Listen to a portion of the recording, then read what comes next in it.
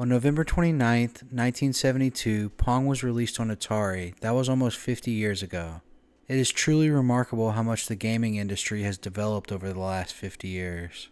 Video game developers have accomplished so much, but one of the main challenges that needs to be addressed over the next 50 years and beyond is protecting and archiving the incredible games that have already been created and those that will be developed in the future. Look at other forms of art. We have museums, both physical and digital, to hold classic works of art, such as drawings, paintings, and sculptures. Classic books are archives to ensure they'll be available for generations to come. There are even film archives meant to preserve, restore, document, and exhibit motion pictures. Shouldn't video games be considered art and worthy of the same careful preservation? Others think so, as there are some organizations already trying. The Video Game History Foundation is a non-profit organization dedicated to preserving, celebrating, and teaching the history of video games. And the Strong National Museum of Play includes the World Video Game Hall of Fame and other exhibits that aim to preserve and celebrate video games. More recently, the Embracer Group in Sweden launched a for-profit games archive initiative that already has 50,000 games, consoles, and accessories.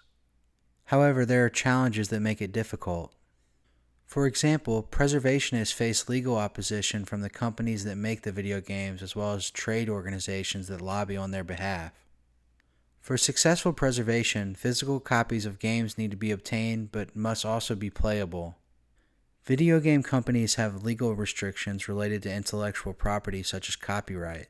There can also be legal issues with recreating or obtaining past consoles or computers that have been used to play games over the years. Archiving more modern games is also difficult because many new games are released digitally or through mobile devices and are constantly updated or modified. This makes tracking and preserving various versions less straightforward. I think preserving games is so important, but even some of my favorite video game features make it challenging. I love being able to play old games from Super Nintendo and N64 on Nintendo Switch Online, and Xbox Game Pass includes some incredible older games. But this can make professional archiving a challenge. What are the chances we'll be able to play some of my favorite games like Halo Infinite, World of Warcraft, and Elite Dangerous 50 years from now? What can be done? Do lawmakers need to step in and help resolve these legal difficulties? How can video game companies work with archives to ensure that these games be saved? Video game preservation and archiving are a matter of life and death for games.